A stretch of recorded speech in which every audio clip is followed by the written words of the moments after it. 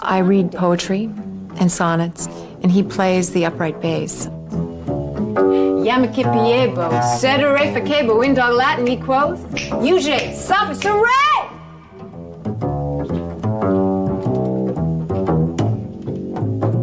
Well, he bit all the he-dogs and winked at all the she-dogs. The town never knew such a hullabaloo as that little dog raised till the end of that day.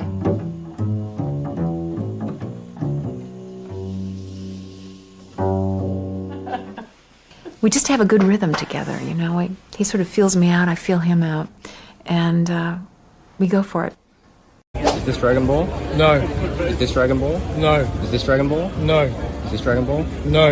Is this Dragon Ball? No. Is this Dragon Ball? No. Can it be? Yes. Okay, now we can go. I am Omnidog. Welcome. Heyo. And my guest today is Dana Andra. How are you doing today, Dana? I'm doing very well, thank you. I'm looking at myself here and over on this other computer. Oh. so I How do you can look? Are you happy? so I can follow the chat. Oh, but okay. I'm not always looking a different direction. But yeah, I want to see what the chat is saying. So okay. Harvey's here. William Lee's here. Let me highlight who's here. Wow, a lot of people are here. Nice. So we're going to talk about, we're going to try and talk about, before we get derailed by the chat, we both have an interest in Silver Age comics, and we both love horror comics, right? Oh yeah. Yeah. So actually her wall is full of cool stuff, and I'm sure we will be, because also we like trading cards from the 60s. So we'll be able to talk about a lot of stuff. Earth's Geomancer, thank you for being here. Not my nephew, Ryan Bragg. Welcome. Harvey, what are you up to, Harvey? James Abel is happy to see you. Hi, James. Welcome back, Omnidog.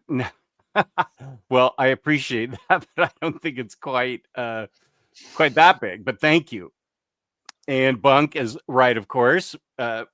Technical difficulties this time were I forgot to create the show at 11. I'm a little rusty, so I posted it at 11:35. So I needed the extra 5 minutes to put it up. Blah blah blah. Welcome back to your own channel at last. Thank you. Always keep them guessing. Summoning fell spirits. William Lee's happy. Yarn is here. Nice. Pity Ma. Oh, good to see you, Pity Ma. I could play that again. That's Omnibo from the Aussieverse. So I don't even know how I got that one. I think I saw it and just asked him for a copy. Thank you, Sazmurf. Good to see you. Oh, Belgian Ellen. Nice. Good to see you. Who's Tom Sutton? Do you know? Who's Tom Sutton? I'm fried on it. What was he a voice or something? Tom Sutton. Here, I'll show you who Tom Sutton is. Okay. Uh-oh. The chat is making fun of me, and now you are, but I don't care. No. You should know who Tom Sutton is. If you don't know already, you need to know. Why don't I know that name? Oh, here it is. Damn it. It's okay. There's a spot where it lives, but I can't find it. He was a horror artist for Charlton. He did a lot of stuff for Creepy and Eerie. Okay. And he's amazing. He's one of my favorites. Okay. Yeah, we're gonna celebrate this guy, Harvey. Sure. But why can't I find? I can just go through the chat and while you're looking, if you want. Damn it! It should be right here. I know. I really want to see it and see if I recognize it. I'm really organized, but it's okay. Okay, hold on. Okay. What an excellent stream it's going to be with Dana and horror. Yeah, Pity Ma. Elon, I have your watch on. Thank you for giving it to me. Thank you for being here. We'll get to this in a. You are so random, Harvey. Pagan Anarchy. Hello. Yeah, we'll ask her that too. She's got amazing stuff hung up there. Okay, I made these one-offs because I wanted the complete stories of Tom Sutton, the way they did Corbin and Wrightson and Ditko and Toth and the Dark Horse editions. Mm-hmm. But they're never going to do that. So I made my own. Okay, wait, let me highlight you. That's Tom Sutton. That's the cover for Creepy number 24, I think. The complete stories by Tom Sutton. Wow. I made this book. Oh, you made it? Yeah, I put it together myself. And oh, awesome. It's just a one-off, but I went all out with it and put in backup features and things. That is really cool. That's Tom Sutton. Okay. Do I look backwards on your screen? You're proper here. No, I'm not. Okay. Yeah, no, you are. You're okay. No, I'm good. Oh, okay. And here's another one. Oh. So those are the complete stories for Erie that Tom Sutton did that you made? That's right. Yeah. Oh, wow. Look at that. That's really beautiful. And I made one for Vampirella as well. Oh, that's amazing. So every story that Tom Sutton did, I don't want to drop this, but that's what each volume. It was a lot of work. I bet. It was worth it. Labor of love. Anyway, that's who Tom Sutton is. Okay, got it. We burned up 10 minutes on that topic. Thank you. Okay, this is super random, but Harvey asked, is Dana into 60s? I don't even know what this is. 60s and 70s alt manga horror. There's one that I had, Panorama from Hell or of Hell. That might be 60s manga horror. Can't think of the artist's name, but it was pretty crazy. Is that what you mean, Harvey? I read Not Brand. It wasn't my favorite, but I know you're just joshing. I did read it though. William Lee wonders, which is your favorite piece all over your interesting walls? I think that Superman light right there is my favorite. That's a cool light. Yeah, I bought that at the theater when they were showing Superman. Oh, so cool. That was 29 pounds. Really? Yeah. But they want you to put popcorn in. I said, don't put popcorn in it. So does it plug in, or is it just? Yeah, it takes batteries. I have to continually feed into it. Oh, okay. It eats the batteries like they're candy, but yeah, I got the crypto newsstand popcorn bucket. Oh, that's cool. Have you seen me show it? No. Okay, I'll do it really quick. So, do you have a favorite piece on your wall? William really wants to know. Well, I think it would have to be. I have like 8 different Tom Sutton pieces, but I'm going to have to go with the Bernie Wrightson spread from City of Others. And that's an that's an original art piece that you collected? Yeah. Wow, a Bernie Wrightson. That's pretty amazing. Yeah, I've had several Wrightsons in the past, and I had this. One of the good things about being a collector of things that have value is that when you need to pay bills, you can sell things. Oh yeah. But that's also the tragedy of it, because you have fantastic pieces of art, and then you have to sell them sometimes. So I had several pieces that are gone. So, but that one came up on eBay. Oh, nice. And I made an offer on it. It was still a pretty penny, but it's amazing. It's that last 2-page spread at the end of City of Others. If anybody wants to go check that out. Okay. Here's what I got. for a popcorn bucket. And you can open it. Oh, that's sweet. And I at the love bottom, oh, there's a spare newspaper. You can't really see it, but Oh, there's that's so a cool. newspaper at the bottom. And here's the flip, Oh, Superman that's Daily Planet. But we all know Crypto fantastic. was the star. Yeah, I don't think we got that one here. That's fantastic. I would have gotten that one too. Oh, your light is really awesome. Did you go opening night? I went just about, yeah. No, yeah, I did. I went opening morning. I went That- opening morning. I bet that thing sold out almost immediately. No, these were still there. Really? I don't know. They had a lot of them, but it's like a popcorn box. It's funny that they wanted to fill it. I said, no, don't put popcorn in it. I just want the light. Yeah, they gave me a bucket, and I was like, how would you ever get popcorn out of this thing? It's ridiculous. Yeah, same with this thing. Are you kidding me? There's no way you can reach your hand in. It's not. It's a good gimmick, and you can have an excuse to make these things, but I'm not gonna put popcorn in it. No, they gave me a bucket of popcorn, and I said, "What am I gonna do with the bucket? I don't even eat popcorn." No, I like popcorn, but just don't put it in my light. Yeah, exactly. Van Zanten Movies, welcome. Thank you for good to see you here. Yeah. Harvey's laughing. Who's Tom Sutton? Exactly right response. I thought so. Oh, Van Zanten again. Elon Hearts. There you go, Elon. I don't know how to do this. There you go. You got it. There we go. Nice.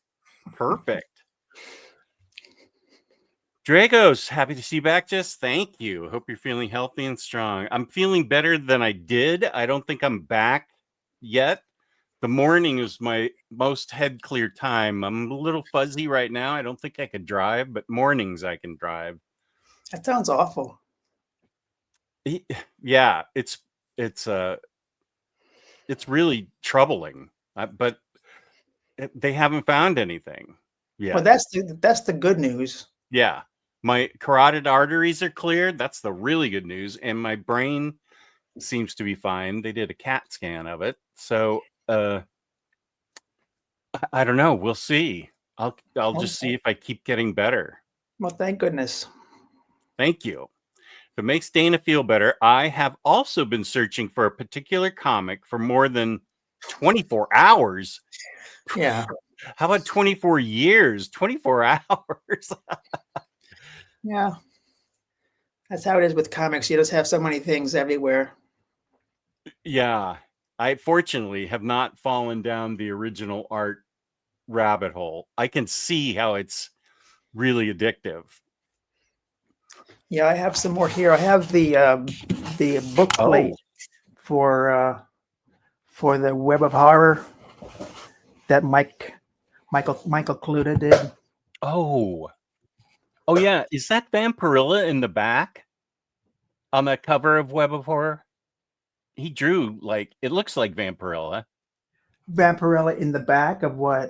The cover to Web of Horror. No, that's a Jeff Jones cover. Oh. What were you talking about then?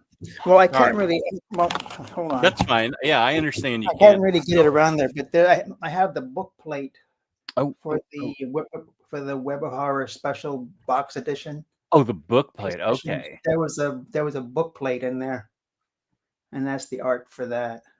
Ooh, wow. Uh-huh. That's and cool. has some Richard Sala art there, and a Corbin print, and George Metzger, and different things. That's amazing. I have a Jaime Hernandez drawing right there. Oh, yeah.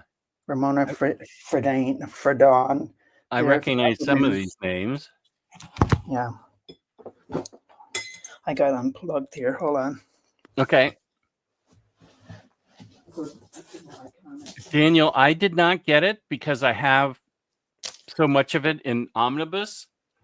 Although I think if they put any witching hours in there, I really need to I need them to come out with some kind of collected edition of Witching Hour. Yeah, I got the DC Finest of Horror Edition. It's good. The stories are a bit weak sometimes, but the art's fantastic. Yeah, they were really handcuffed by the Comics Code at that point. Yeah, they were. If you could, I know you're familiar with Michael Fleischer's Spectre. Oh, yeah. If it was made after the code sort of ran out in the 2000s or whenever it kind of dropped, that thing would be full of blood because somebody's getting cut in half with a giant scissors, and it would be amazing if it got reprinted and just, well, purists would be upset, but that's to do what you could have done back then. Add the blood. Yeah. Christine, welcome. Glad to have you. Dave Johnson, trading cards, horror comics.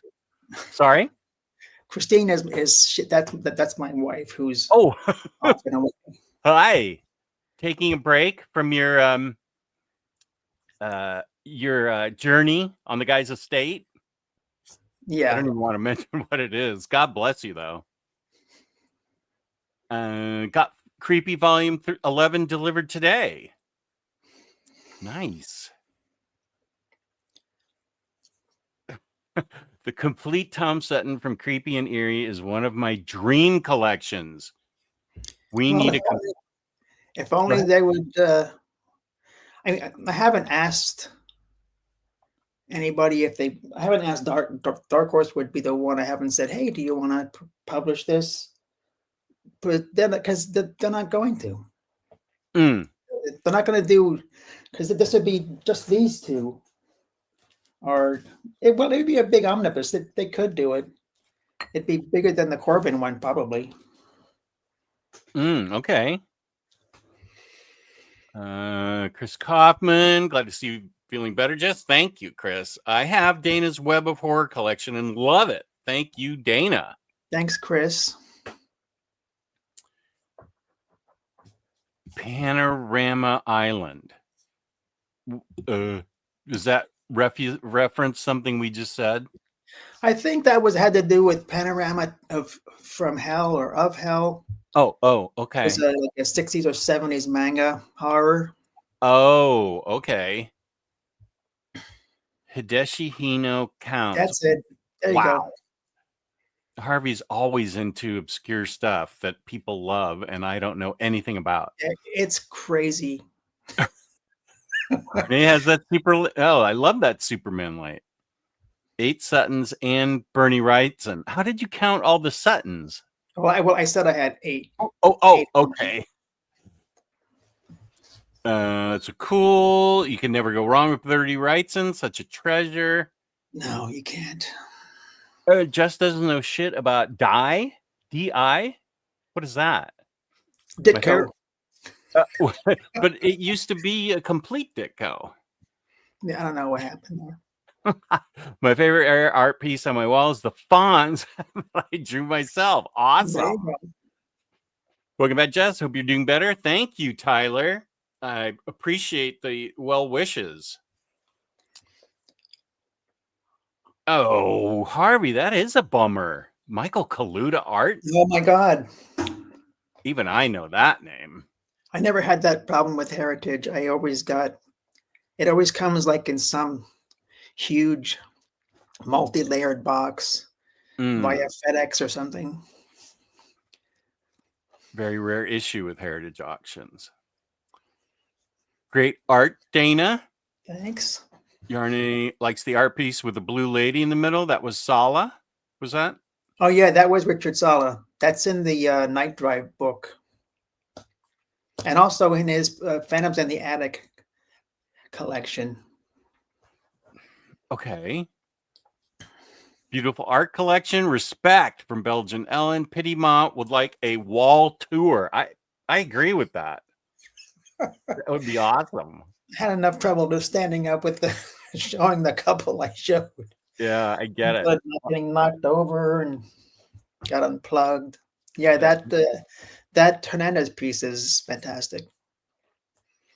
So simple. Hi, how are you doing, Christine? Good to see you. Hi, Christine. Yeah, this is the only place it's able to. You can get it now. Web of Horror was on the Bozos site. Yeah, apparently it's the second printing is out of print from Fantagraphics again. Mm. I guess people want it. Well, that's a good sign. Yeah. Oh, and she's leaving. Is that right? Ta. Oh yeah, that means she's leaving. Or not, that means thank you. Oh, it does? Yeah. Is somebody where did you go, Jess?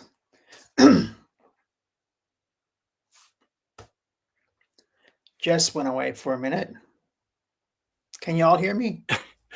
Can't have an Omnidog show without technical difficulties. Somebody mentioned this picture of Dan Klaus had dinner. Well, he was at a dinner party where he met Guillermo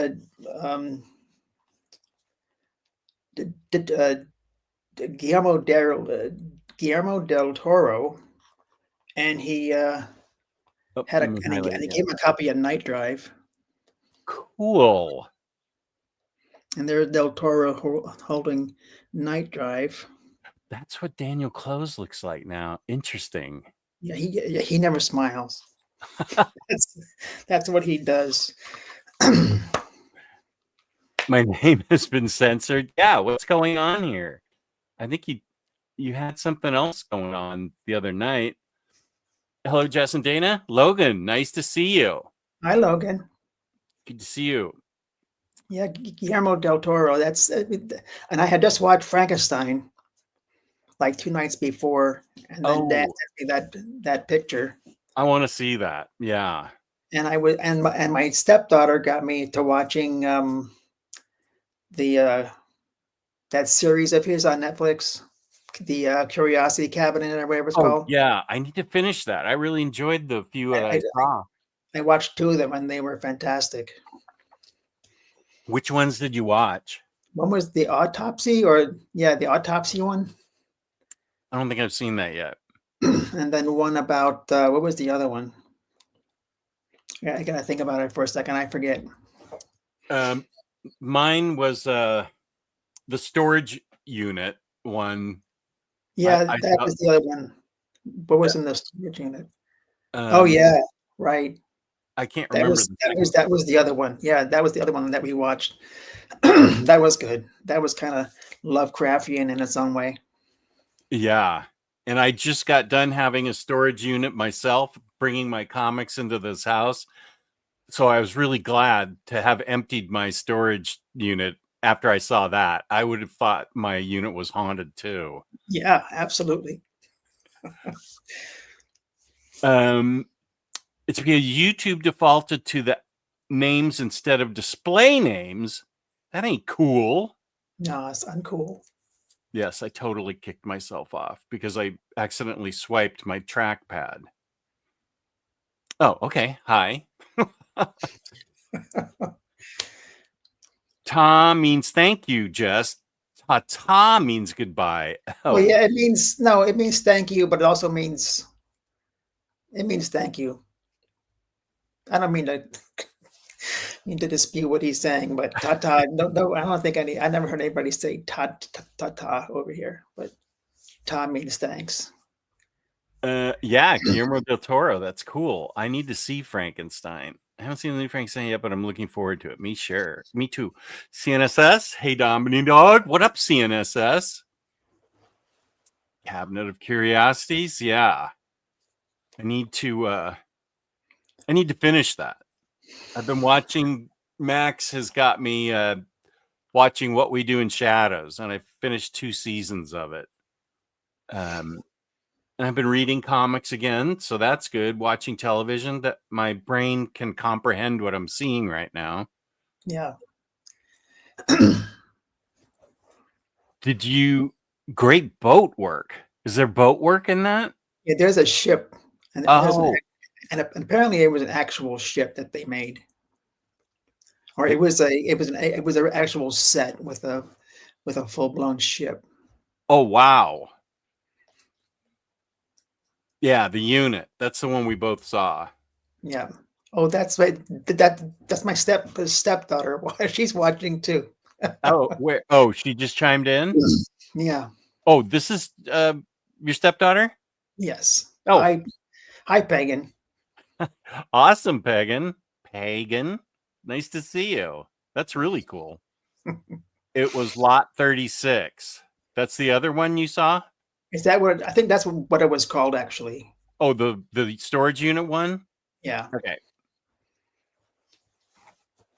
Tatera means goodbye. I love that I have your family on here. That's awesome. Yeah. But I did get my wife to watch The Cabinet of Dr. Caligari, and she liked it, which is a major win. That is. I can already tell you upper management would never watch that. It's a cool show. It's really just it's the kind of show that you would hope it would be. So many programs are like oh, cool, a horror show, and then it's kind of like but this show kind of goes off into that weird corner of coolness. Oh wow. Okay, I'll write it down.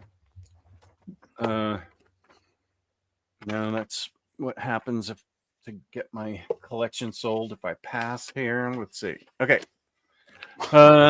Cabinet. Do you know where that's available from? Oh, you're in the UK, so you wouldn't know. What do you mean? Where do you see Cabinet of Dr. Caligari? Amazon Prime or Netflix? No, it's the Cabinet of Curiosities as on Netflix.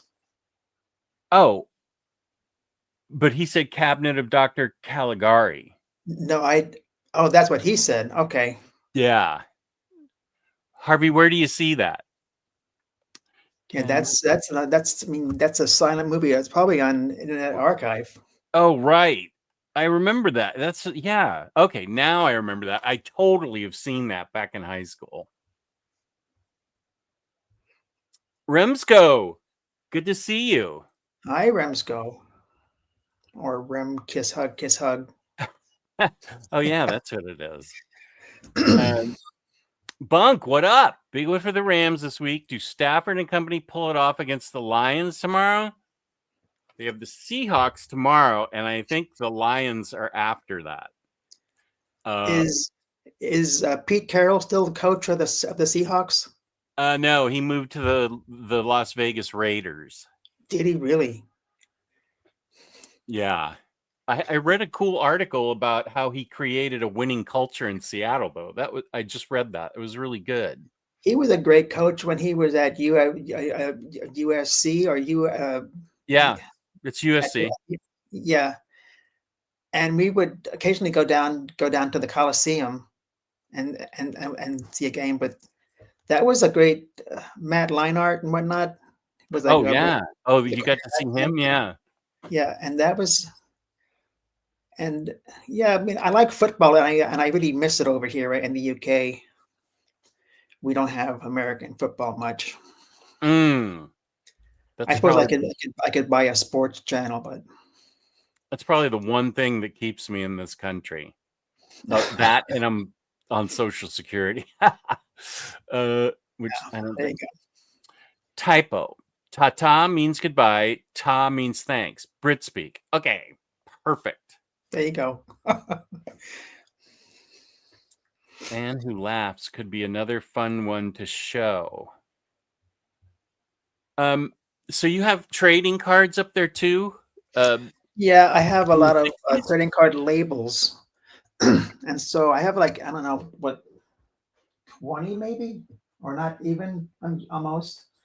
But there's monster card wrappers, monsters and Addams Family and the Boys of the Bottom of the Sea and Weirdos and the Beatles. All these gum cards came out in the 60s. And these wrappers, I just love the wrappers. So I thought, oh, wait a minute, I can make little prints of those wrappers. And I put them all up there. Cool. Did you ever see do you have Batman 66 up there? Yeah. Those cards, I remember that I had those cards. They were really cool. Those were fantastic. Those were painted by Norm Saunders. Wow. And I just they were beautiful, and I still love them. And the box had the box art was by the same artist. Yeah, I got that up there too. That was one of the first ones I did. Yeah, I understand that. But I have a full reprint set of both series of the 1960s Batman cards. Mm. So you also like Silver Age comics? Is that DC, Marvel, or both? Both. Mm-hmm. Because I got started reading comics with the Batman TV show. Oh, okay. That's pretty close to when I did too. And let me see, here we go. And so I started around this time. Like I was, my mother brought me some detective comics, Mm. and this is one that really sticks in my mind. And I have a copy Yeah, of this. that's awesome. I love this. I remember that one. Yeah. And it's a Gil Kane cover, and it doesn't really altogether look like Gil Kane, but it's fantastic art. But that was one of the first ones that I got. But so yeah, I liked. So I started to get Batman, but I was also collecting. I was also a monster kid. So I had some comics like these, like this Frankenstein from Dell, Okay. Oh, and the Creature from Dell also. Oh, I remember that. Yeah, I just love monsters Mm-hmm. and comics, so they go together. And Kona was a comic that I did. I had this for the cover, I think, I don't think I've ever seen that one. and it was drawn by Sam Glanzman. Okay. There's about 21 issues all together. Oh, wow. It's a very cool series, but that was what I was getting at the beginning. Mm-hmm. But then a friend of mine at school asked me, I don't know why he asked me this, because his father was a pharmacist at the drugstore where they had the spinner rack that I bought comics from. Mm. And he said, "Oh, can you go get me Spider-Man number 45 and then bring it to school tomorrow?" I said, "Yeah, sure." And so I did that. And while I had it, I read it, and I got hooked on Marvel Comics. That's your Spider-Man copy especially. from the drugstore? No, I wish it was, but this is a pretty good copy. Yeah, you own it. That's what's important. And it just got me infected with the comic book bug. Awesome. Do you have And any more to show? I'd then I love was to look at some well, more. these are the Silver Age that I pulled out. There's also like the 80-page giants. Oh yeah, I have a whole box of those still. Those were fantastic. And so Yeah. I just started buying comics and of course they were like 12 and 25 cents back then. Yeah. And I got a $2 a week allowance.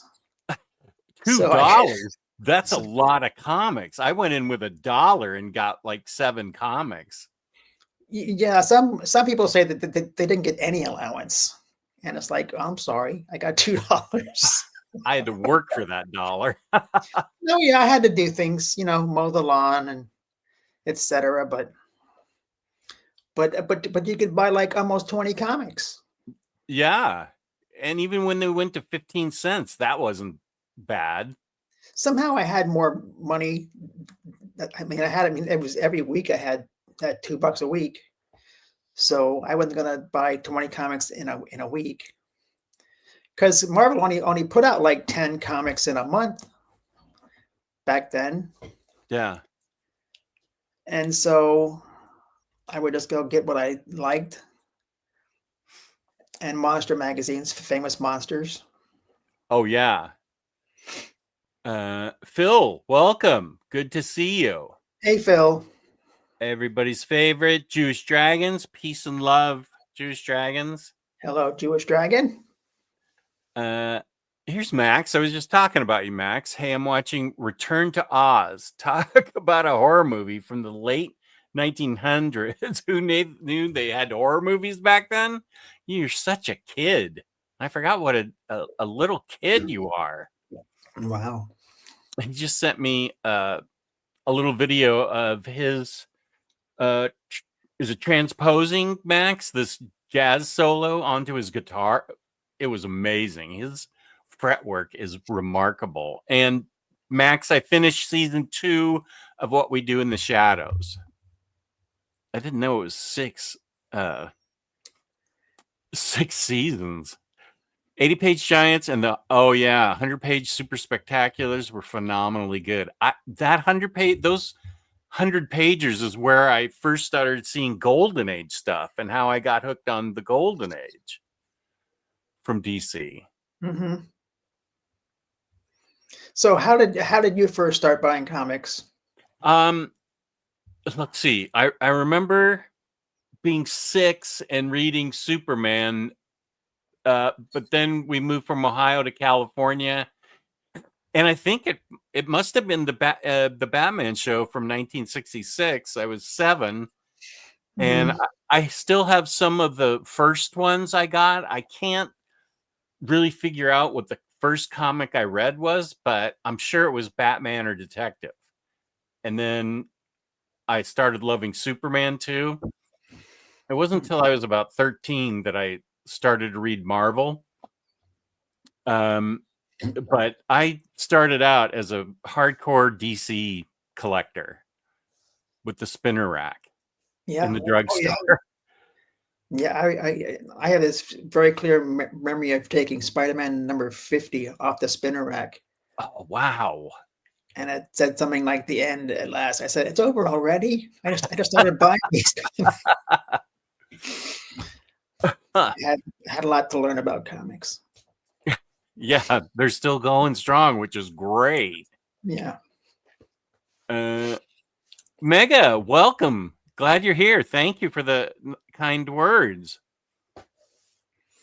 I finally got a spinner rack of my own that I have comics in. It's downstairs in the living room. The living room? Wow. Your wife is tolerant. Well, yeah, she is. And it's because I have more bookshelves downstairs, and it just fits perfectly right in front of. There's a column right between 2 shelves, and it's a perfect spot for it. I have a spinner rack too. Right now it's full of Harley comics. Mm-hmm. But I have enough comics that I could fill it with Marvel. I could fill it with DC again. Of course. Yeah, you know what I'm talking about. I have I don't think 80-page Giants would fit in there. Those were a little bit bigger. You know what don't fit in my spinner rack are some of these Dell comics. They were bigger? They're a little too wide. Oh. Because you can see how much wider it is than a regular. Well, it's not that much wider, but it's kind of the same actually. Now that I look at it, but there are some that are too wide for it. Is your spinner rack an original one, or is it one that you got from like Diamond or something? I'm pretty sure it's a original. It's got the not Hey Kids, but it's got Comics Read One Today. So let me see if I can show it. Is it a metal top on it? Oh yeah, that's an original. Yeah, this was probably the greatest birthday gift ever. Yeah. Upper management found it and got it for me. Where did she find it? You know what? I'm not sure. I don't even know what she paid for it. I just loved it, and I hugged it. So I couldn't wait to get it inside. I really pined for that for years, and then I had this good friend over here in the UK. He has a shop in Northwich called Millennium Comics. And if Daniel's watching, hi Daniel. He ordered me one from Diamond before they went bankrupt. Oh, and I got one from Diamond. That's awesome. Yeah, I need to Yeah, I always say this. I need to do more things with that spinner rack, like on Instagram. Yeah. Transcribing. Okay, thank you. My good time. Thank you, buddy.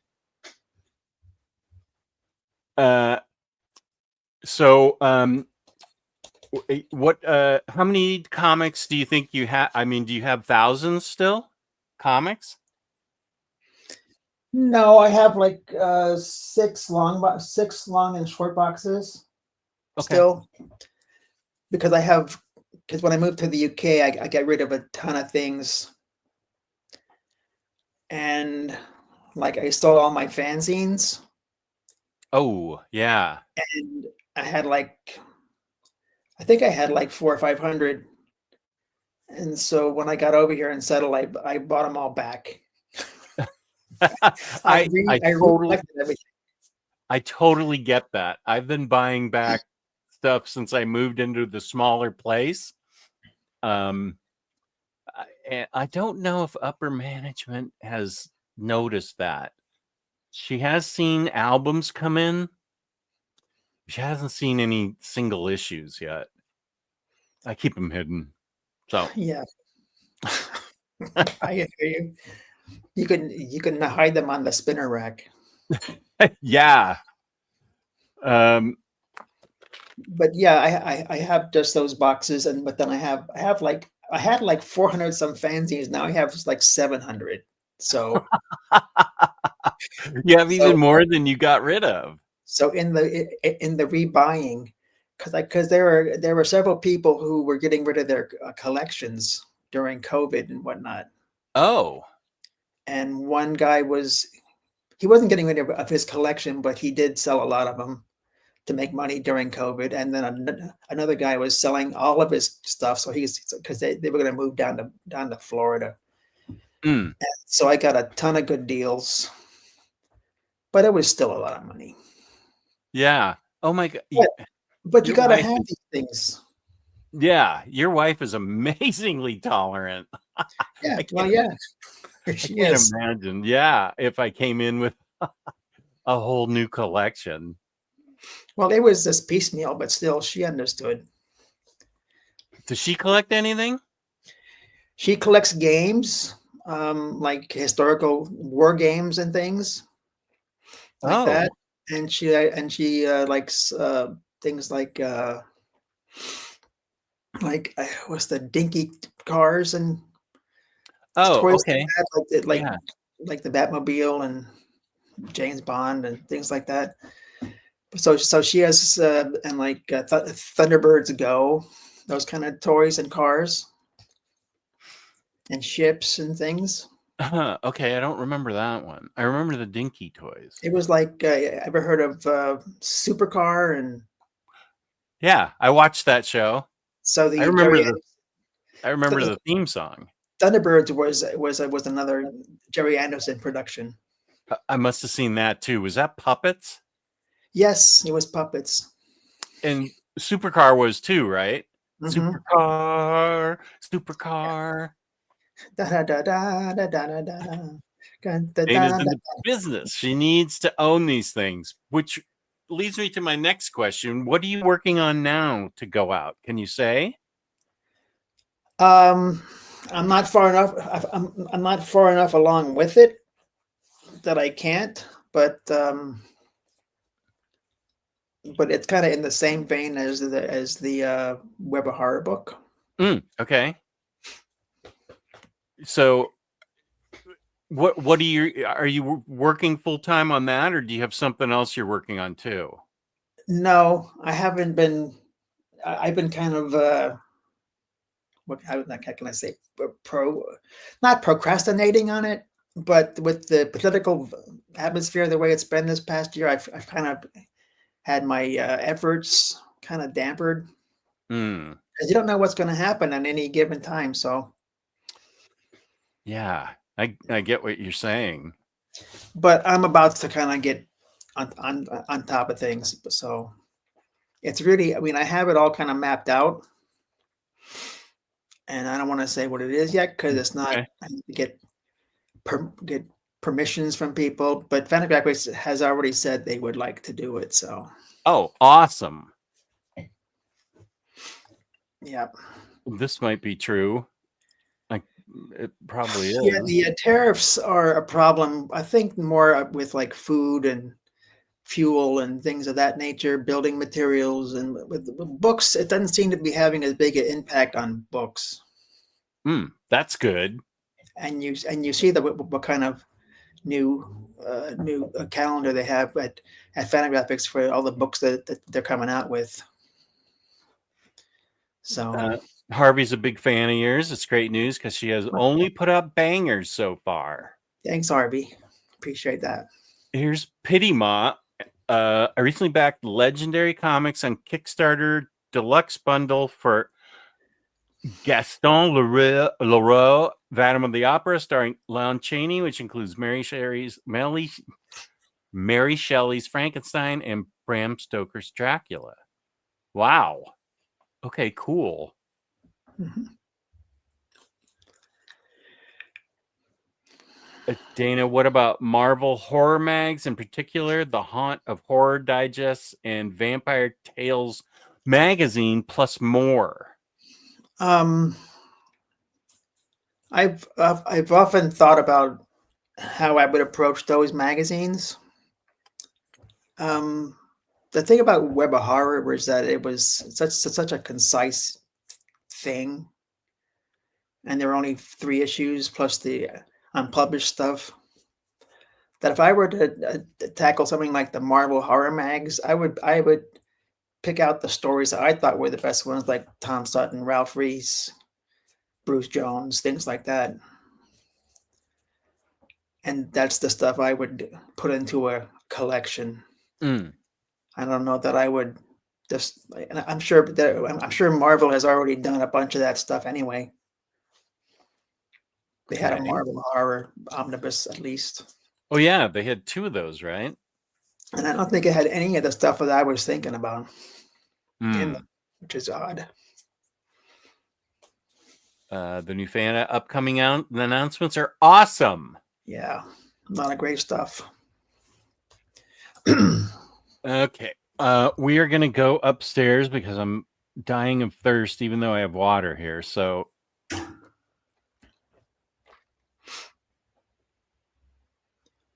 Okay.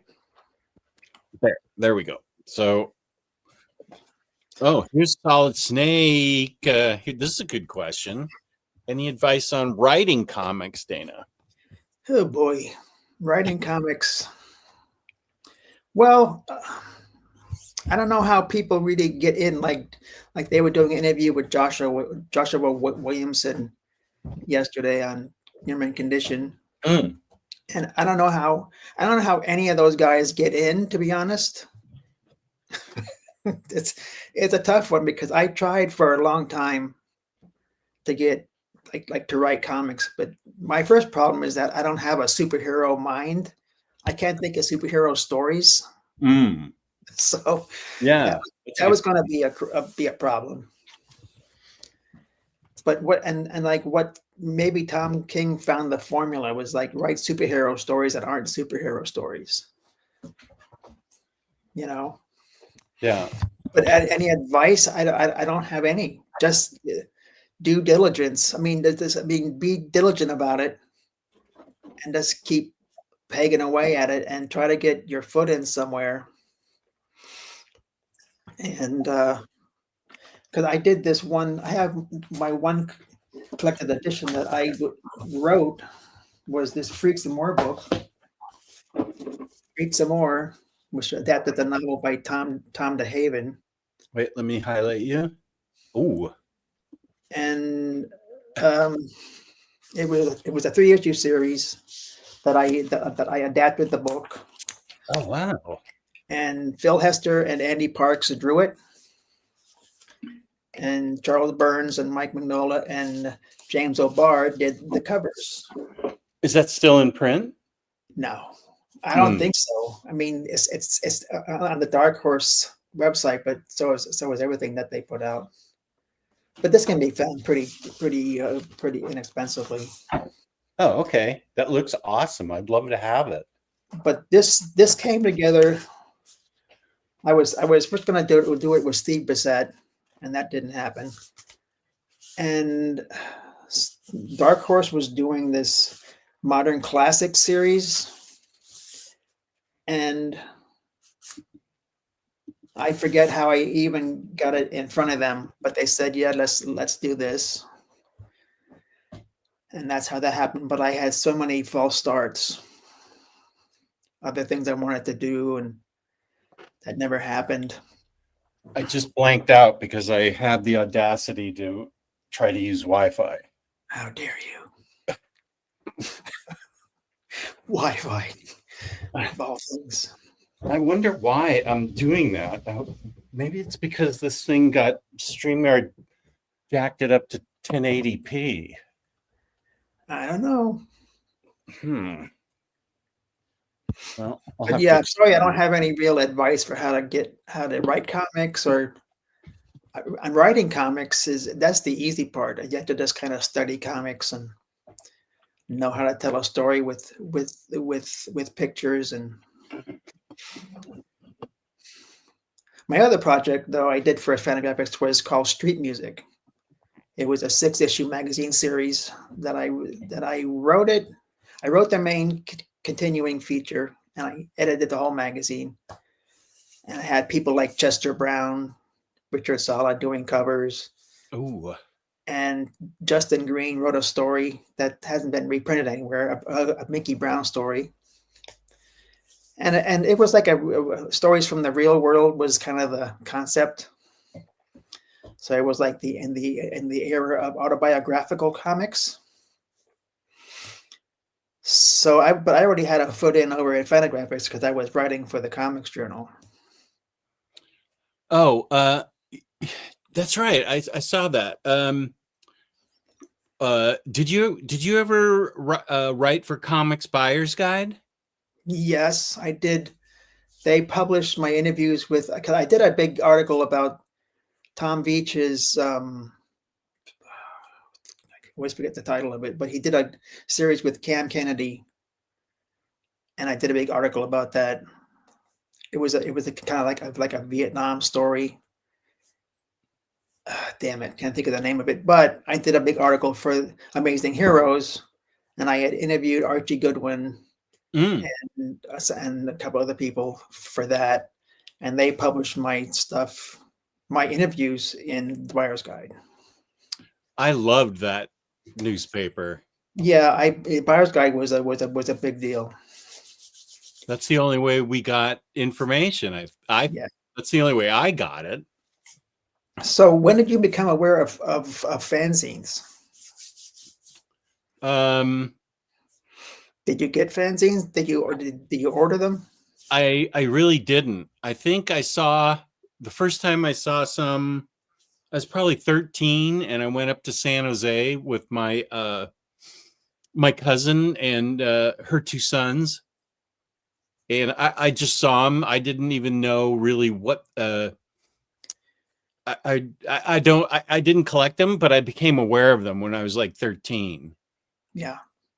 Horror magazines I started seeing in a different drugstore. That's where I started collecting Eerie and Creepy. Yeah. I have no idea where those books went. Yeah. Yeah, no, I don't remember where those books went. I do know I have to go back upstairs because I spilled my water upper management's walking around her bare feet, and I will catch hell if I don't mop this up. Yeah, you better.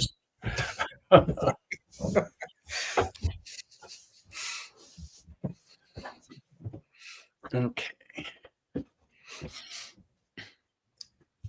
So, have you ever met artists like, I'm sure you did, artists like Bill Kane, Neil Adams, Kurt Swan, Murphy Anderson? I never met those guys. I grew up in Miami, and CC Beck lived in Miami.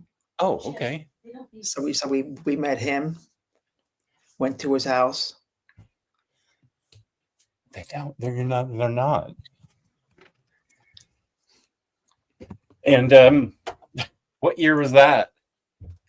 That would have been 70s. So Shazam came out. I'm not. It may not have even been coming out yet. I think we might not be because we just knew who the Golden Age guys were. Although it actually might have been because my friend John Ellis, he went and got he got a drawing from him that was a Shazam kind of drawing. It was about that same time. But also Hal Foster lived in Florida, and I didn't get to meet him, but my friends went up and I got it back a signed print from him. But the people that I met, like I worked at Kamiko for about 6 months. This was in like '86. And I met a fair number of people then. What? Sorry, what's Kamiko? Kamiko published Johnny Quest and Mage by Matt Wagner. Okay. Now I recognize the name. Okay, so you And worked for that comic book company. Yeah, I was an assistant editor there, and that didn't really pan out too well because I was really green then. And I just didn't have it together. So that didn't pan out, but it was a great experience. And as far as meeting people, I had to think about that.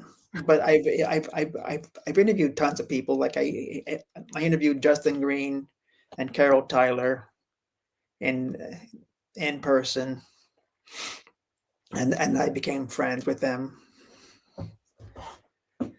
Okay, cool. I already caught Hellmax. She didn't want to. She was getting disturbed by the video, so I got out of there.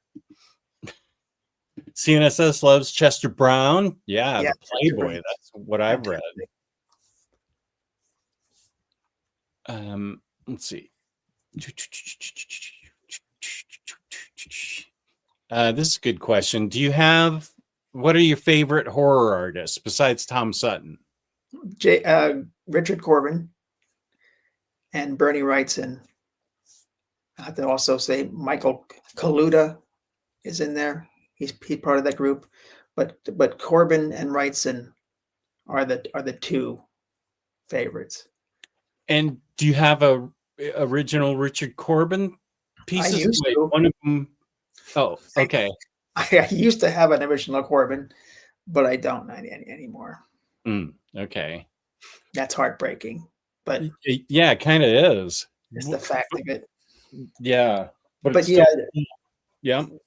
I wrote a essay about Corbin for one of the Dark Horse editions for the Den 2 volume. I have an article in there about Corbin and his whole career. Right.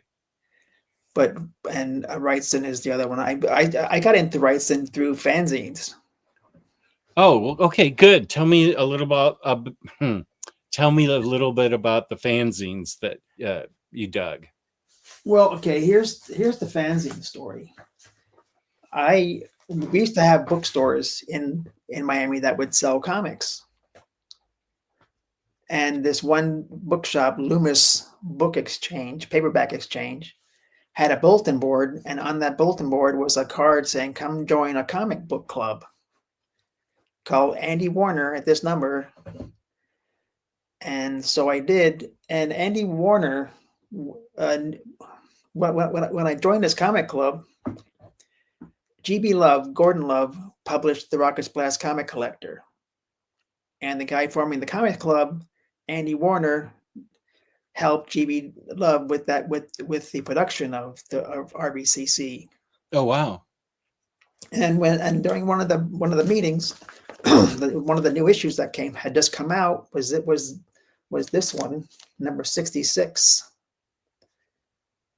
And I had this original piece of art Oh, wow. that I bought like 3 or 4 years ago. I couldn't believe I saw it in the auction listing. It was like, oh shit, I gotta get that. And I almost didn't. Some bastard was gonna outbid me on it, Oh, yeah. but I did get it. But anyway, this was the first fanzine I ever got, and like on the back cover is an ad for Gary Groth of Fantagraphics. Oh, yeah. Yeah. He had fantastic fanzine, and see all of these people who are in the issues there. Whoa. That's pretty much a murderer's row of great artists. So but that's full of ads like this. Mm-hmm. Other fanzines. So I became a fanzine nut. And did they have all articles written by fans, obviously, about comics? Yeah, they had articles, they had columns, but it was really what they call it, an ad zine. It was mostly ads for people selling back issues of comics and other fanzines, scores of others. It was like the era of the fanzine. And what year was this? 68 or something. Oh, okay. I didn't get. There was no place for fanzines where I grew up. They were all mail order. Mm. That was it. You had to send $1 or $2, whatever it was, 50 cents to get whatever fanzine you thought looked interesting. Okay. And that's where I first started seeing Wrightson and also Corbin. Corbin was in a fanzine called Voice of Comicdom. That's where Rolf originally appeared. And he would draw for these fanzines? Oh yeah. That is amazing. The whole story, Rolf, which has been recently collected by Dark Horse, appeared in this fanzine. They didn't make any money from this stuff. They just did it because they loved it.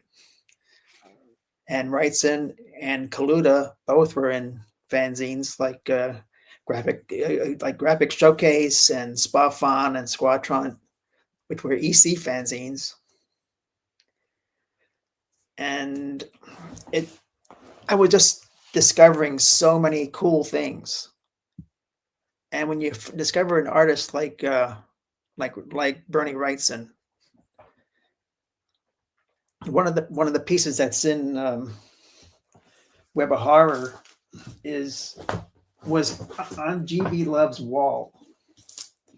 I would help stuff envelopes there, and this piece was a watercolor that hung on GB's wall. Whoa. And I said, can I have that? Can I? But every time I went there, I'd say, can I have that? That's like, beautiful. No, you can't have it. No. I said, well, why not? Thank you for being here, Belle Janelle, and I appreciate it. She says, so nice meeting you, Dana. Nice meeting you too. But yeah. Okay. What book was that you took that you showed the Wrightson piece to us? Oh. Right. Okay. Yeah. So yeah, I was just crazy about Wrightson and Corbin because I was getting the underground comics. See, if you want to talk about horror comics, these came out. I don't know if you saw these back in the 70s. These EC reprints, yeah. They were $1 a piece. I do remember those. And there's like 16 of them or something. Yeah, I'm trying to think where I actually bought those because they were like at head shops and stuff, and like the first birth of comic stores. Yeah, that must be where I got them, like down in LA when I go visit my brother. Hmm. or when my cousin would take me to a place, a comic book store in San Jose. That must be where I saw him, because I Oh never yeah, saw him where I lived. yeah. I think probably San Jose had a couple of comic shops. I love that you referenced head shops. I Oh can't yeah. even imagine anybody born after in the 90s would even know what we're talking about. Well, that's where here's, and I think this is still my original copy. Miami had some great head shops, and this issue of Slow Death number 4, I bought at a head shop because I totally remember that moment, seeing it, go, oh shit, this is great. Got to get this. What's Slow Death? Slow Death is the underground comic. There was this is Last Gasp. This is the first one.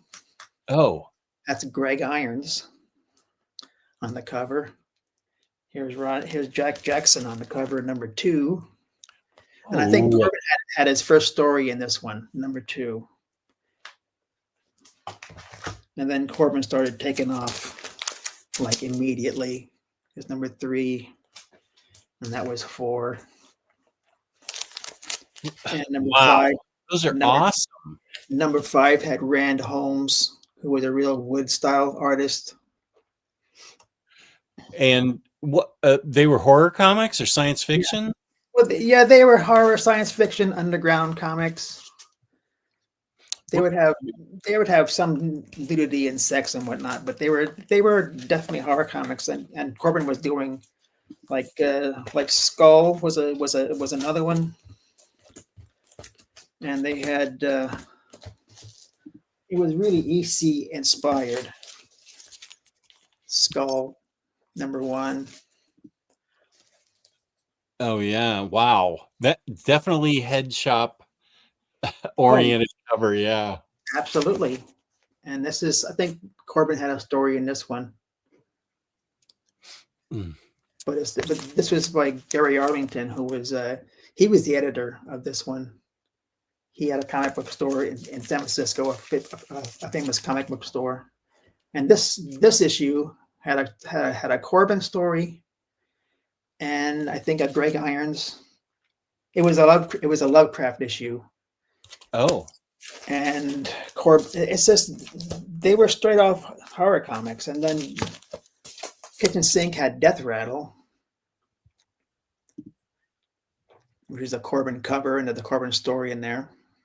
Wow, I had no idea these guys put that much work in these head shop underground comics. Yeah, man, this was after fanzines, I discovered undergrounds, and then I was just as crazy about those. I bet. I've never even seen those. They didn't, yeah. We don't get covers like that anymore. You can horror from the covers. You can feel the horror from the covers. Oh, good. Harvey's jealous. That's the point of the show. That's it. Harvey says, I got some of the EC Comics single issue reprints that Gemstone did in the 90s. I didn't actually buy them in the 90s, of course. Yeah, the Gemstones ones were a whole different. That was like a restart of the reprints. Yeah, I have several of the collected editions from Gemstone. I should have been collecting these reprints from that are coming out now. Yeah, this actually is one of the Gemstone ones. Oh, let me show that. Let me see that again, please. Oh yeah, that's a Gemstone one. Okay, but these were for East Coast Comics. This was Bruce Hershenson. He was the mastermind behind this, and Ron Barlow.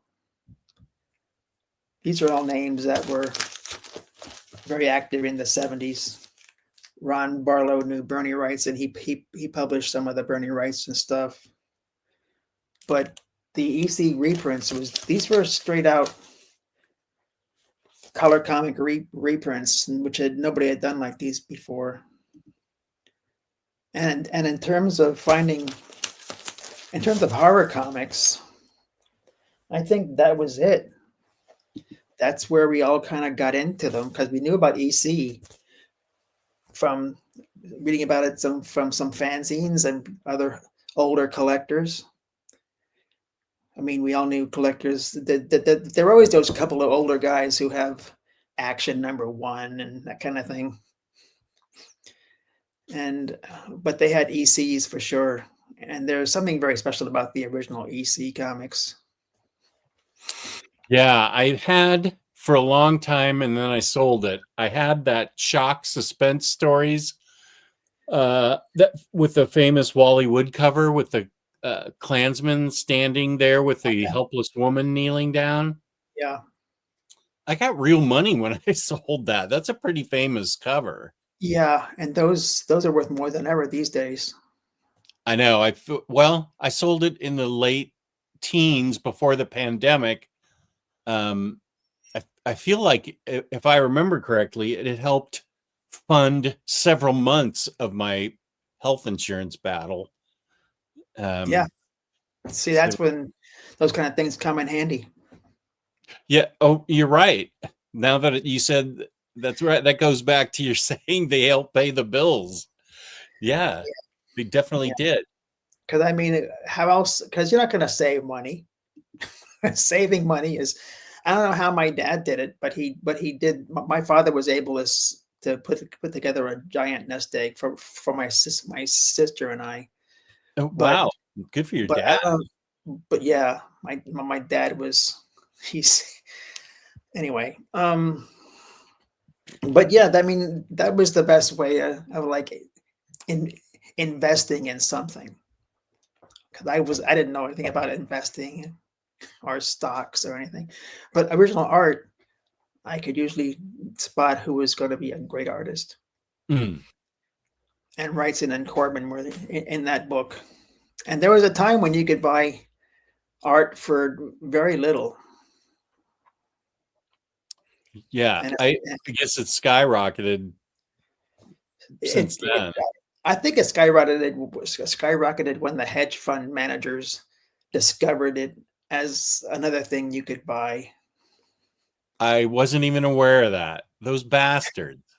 Those scum-sucking bastards. Yeah, they're the ones buying up houses now and making it impossible for people like my daughter to buy a house.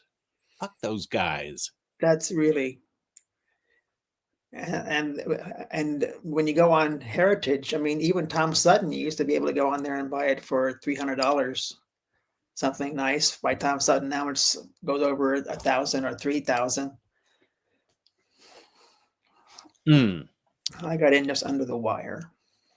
Yeah, you're right, Harvey. Solid Snake. I like the EC Outlaw Showdown anthology comic. Dana, would you say underground comics as we know them began with Wit's End? I always felt like Wit's End was a fanzine, but it really wasn't. I mean, I don't think Wally Wood thought of it as a fanzine, but it was part of the beginning, I think, of independent comics. Underground comics kind of paved the way for independent comics, and Wit's End might have been part of that too. But Wit's End was in the form of a fanzine. It was a fanzine format. So, and there are these things called what they would call prozines, because if they had all these pro artists doing the work, they weren't really fanzines anymore. They were prozines. But Wit's End was one of those. You mentioned Wally Wood, and that reminded me when I was a kid, I went into a head shop, and this is where I grew up in Carmel. There were a couple of head shops in the 60s there. And that's where I first saw Wally Wood's Disney cover Poster. Yeah. Mm-hmm. Yeah. And I looked at it, and it just looked fine. But then I really looked at it. I must have been 9 or something. Like, what was they doing? Sorry? Look what they're doing in the poster. Yeah, and I feel like I feel like there was some lawsuit or something over it, and it got what was the story there? There might have been. It was originally done for a newspaper, like an underground newspaper, and then it got made into a poster. But things were pretty loose back then, so Disney may have made people stop printing it. But I don't know that anybody got officially sued for it. Hmm. Huh. Okay. I feel like it disappeared for a while. I had one for a long time. It's part of what I sold. And on that day, a young Jess became Omnidog. Yeah. Maybe that's what shaped me. Yeah. Head shops just weren't for buying bongs and whatnot. They had cool stuff. They had clothes. I mean, I was a black light poster nut too. Oh yeah, me too. I love black light posters. Yeah.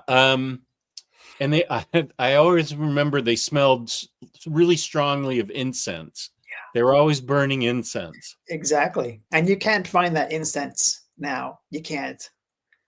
There were some great incenses back then, and you cannot find anything to replicate that. I don't know why. I used to have incense in my room in 5th grade that I would get from those head shops. That's very cool. All I needed to hear was Bollywood and Head Shop. I think the Disney thing was commissioned by Paul Krasner for The Realist. Right. That's exactly right. Wow. You guys know a lot, you and Cycle. Yeah. Yeah, you knew where that story was headed. Yeah. Oh, Cage, welcome. Hi, Jess. And Dana, if it wasn't for Comic Spires Guide, we wouldn't get those fanzines or Underground. Yeah, Comic Spires Guide was also basically a newspaper of ads. And so GB Love, this was an ad zine, and you had to pay for a subscription. It wasn't super expensive. But when the Buyer's Guide came along, it was free. You could just say you wanted it, and you'd get it. And that kind of put a crimp in the RBCC, because they had like a print run of 2,000, and the first Buyer's Guide was like 10,000. Wow, I didn't know that. But for fans, it was cool, and the Rocket Splash became more about articles and things. So it kind of made it change its format a little bit, kind of made it more substantial in terms of articles and art and whatnot. But it was the same kind of thing, where the ads for undergrounds and fanzines. Before I moved from California, I uncovered a locker, a big steam trunk type of thing that my dad had, full of Comics Buyer's Guides from the 70s that I got as a kid. And I looked through them before I sold them. And I think I just sold them to that shop in San Jose or something. But see, that would have been within your age bracket, though. The Buyer's Guide. Yeah. When I was going through middle school and high school. Yeah. It was all 70s stuff. Yeah. So was your dad into comics? No, that steam trunk was from Korea. He served in World War II and Korea. So where did all those come? Was that you? Those were your copies of Buyer's Guide then? Yeah. Okay. I don't know where maybe it was an ad in the back of a comic book or something. I'm not sure where I picked up on Comics Buyer's Guide, but I had multi-year subscriptions to that. Yeah, I did too. I got in on the ground floor at the Buyer's Guide, and I think Buyer's Guide advertised in RBCC, which is kind of. Oh, really? Yeah. It might have been Don. What was his name? Don. Don Rosa. Yeah, no. The guy that owned Comics Buyer's Guide with his wife, they started it. Oh, Maggie and Don and Don Thompson. and Maggie Thompson. Yeah, thank you. He wrote a book that I devoured in probably middle school days. So I was probably like 11 through 13 or something. He wrote a book called All in Color for a Dime. Yeah. I read that thing probably 500 times. Oh, you have a copy. Cool. It's such a good book. Yeah. How much was that? Like 50 cents? It was $1.50. Whoa, I had to save up for This that. was a 1970 copyright, 1970, dedicated to Otto Binder, which is nice. Oh. Yeah, yeah. I read that thing a billion times, so maybe that's where I discovered Comics Buyer's Guide. His name, I don't know. Yeah, Don Thompson and Maggie Thompson bought it from Alan Light. Oh, yeah. That's right. They inherited it. They didn't really buy it so much. They might have bought it for $1 or something. Oh,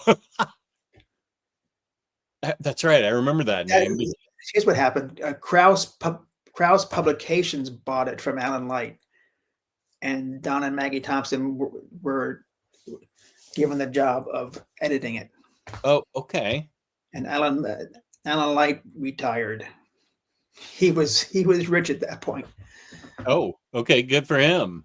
Selling the Buyer's Guide, really, he was set for life. Oh, that's awesome. And now he's like a photographer. He just enjoys his life and goes around, takes pictures, meeting celebrities. How old was he back then? He was like our age, I guess. Maybe a bit older. But not much, really.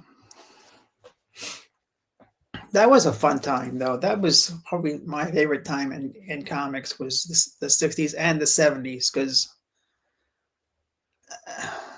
it was just you could be a part of it, really. You felt like you could be just a part of it, part of this thing, and you could write for fanzines, and there were these. And I think cons were fantastic back then. I went to the 72 and 73 New York Comic Cons. Oh, that's cool. Amazing. That was amazing. Kind of like the era Taxi Driver. You're right. It really was a great time to be a fan. I was in the late 60s and then all of the 70s, almost all of the 70s, until the Bronze Age. Yeah, it was about half late 70s. But it was great. It was really fun. Yeah, it was super fun. And you just met people. I mean, it was cool to meet other people who are into comics and you could meet comic pros and whatnot. And yeah, it was just great. I don't remember how I met him, but there was this kid a year younger than me, Tony, and he was very entrepreneurial. So yeah, when we were both in high school, he was like a cameraman for a local television station making real money. Wow. And he took me to his bank where he had a safe deposit box. He pulled out Fantastic Four #1, Amazing Fantasy 15, and 2 more Marvel comics. He was a Marvel guy. I can't remember what the other 2 were, but it was something insanely great, like Hulk #1 or probably Avengers #1. But he said, yeah, these are going to put me through college. And I don't really think he went to college. So I wonder when he sold them. And I can't remember what he bought them for. I can't imagine those things were really expensive back then. But he did think he was going to make money on them enough to take him to college. Yeah, I'm not sure about college, but maybe at some point. Because that stuff was, I mean, it wasn't affordable to maybe you or I, but but it wasn't like crazy like it is like it wasn't tens of thousands of Right. dollars. Yeah. It was like maybe $500 for Spider-Man #1, which was still outlandish. Oh, yeah. At the time, I didn't have No, $500. me neither. I didn't even have $50. But that brings to mind a really tragic story. Uh-oh. Okay, go. There is this bookstore in Coral Gables, Florida, called Books and Art Prints, and he sold comics. And so I was in for like $1 a piece, and that's where I discovered Ditko for the first Okay. time, and that was mind blowing by itself. But this college guy walks in there with this box of comics, and I could see what they were. They were like early Marvels, like some of the key issues. And so he asked the guy for an offer, and the shop owner offered him $5, and he was like, it's he wasn't happy with the offer at all. But then he thought, yeah, okay. Oh. And then I realized, wait a minute, I have $5. I could have said, listen, I'll give you I'll give you more than $5. I'll give you $6 for your box comics. And $20 would have been amazing to him. And he probably would have said, look, I'm going to go with the kid, because I'm not getting. I rather get shortchanged by a kid than some bookshop owner. Wow. Some kid is going to love the comics. But I still think about that day. Oh yeah, like the box that got away. It did. It was like full of fantastic, like early, like the first issues of everything. Oh. Wow. So, yeah. Phil still has his Avengers 1. I have to give a 2-minute warning. I was allotted an hour and a half, and I'm coming up on that from upper management, an edict from her. All right. Yeah, I would have gone 20 for it. Outbid the comic shop owner. Yeah, that guy was a jerk. He sure was. $5. I'm trying to think if something got away from me in all my years of collecting. Nothing comes to mind that I can think of. Yeah, that one. There might have been other instances, but nothing quite so stark as that.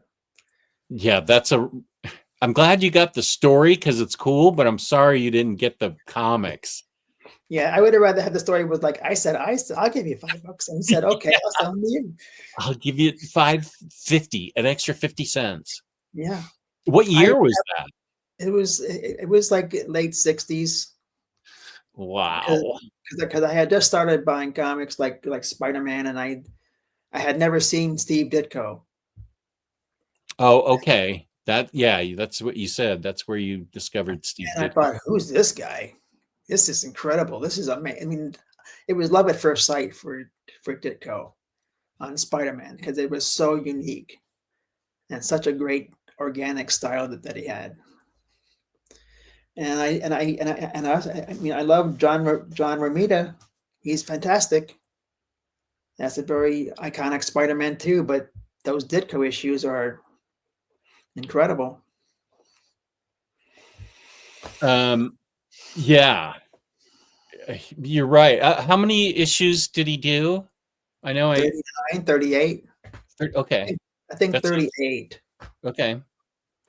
And the one I discovered I got for $1 was that Scorpion issue where they're fighting in the water, and the Molten Man issue.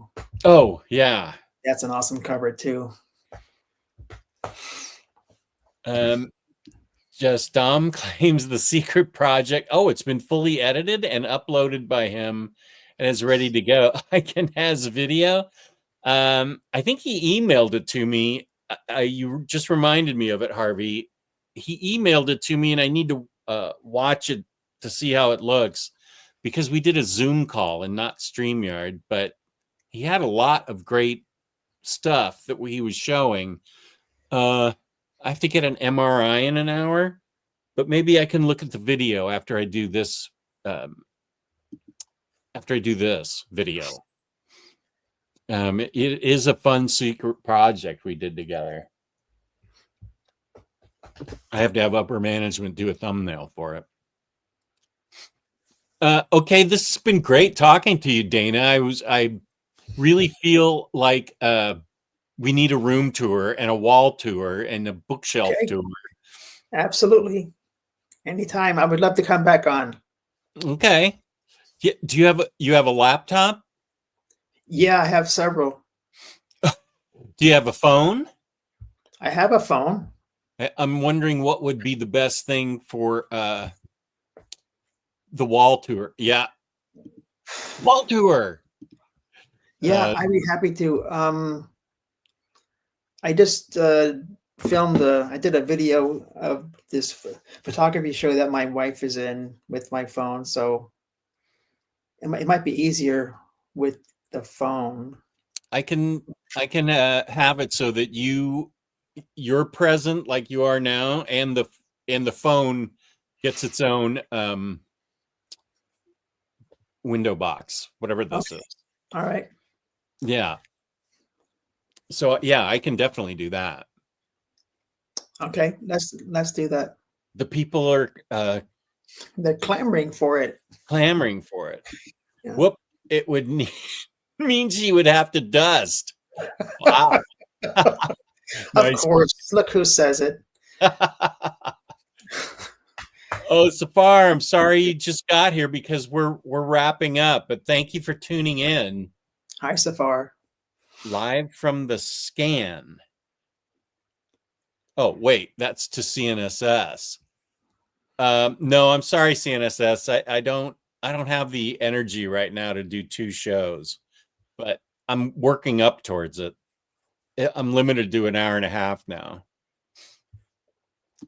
Such a great stream. Yes, a Dana tour. Good luck with the MRI scan. Oh, that scan. Okay, thank you.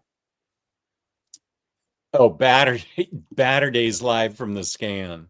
No, it's in like half an hour. Yeah, Harvey dusts with a Swiffer. That's a great Omnibros show. Oh, that's what the implication is. Phil, thank you for tuning in. I appreciate everybody that tuned in. And Thanks so for being here, everyone. And we'll work it out so that we can get a tour. That would be a lot of fun. So Okay. I would love it. we will plot that, and you can talk to your wife about dusting, and I'll let you guys sort that out. Yeah. Yeah. So peace and love. Peace and love. Thank you all for tuning in. To you too. There we go. Oh, nice. Let me get it going. There we No, go. This was great. I love doing this. I always, whenever you have folks on the show, I think I would love to be on the show too. Awesome. Oh, this is thank you, CNSS. There we go. Oh, good point. Please hit the like button while you're there, while you're here, on your way out. Hit it. I can't do the heart now. Oh, maybe you need to make it more heart-like. I don't know. I guess. Oh, well, it's not working. Thank you, Jess. And Dana, take care and see you again. There you go. Fireworks. Thank you, Van Zanten Movies. I appreciated your being here. Of course, Harvey. Nice to see you. And wait, what do I do to play us out? I forget. Oh, I just do the Omnidog theme. Yeah. Okay. So thank you, Dana. This was great. I look forward to seeing you again. Absolutely. Can't wait. See y'all again. Nice. Okay. Bye-bye. I am going to play us out with the Omnidog theme. Thank you, everybody, for watching. I really love you guys, and I appreciate all the well wishes. They really help. Glad you're feeling. What? I said I'm glad you're feeling better. Nice. Okay, good. Now we're going to wrap it up. I wanted to make sure you didn't get cut off. All right. Bye-bye. Okay. Bye.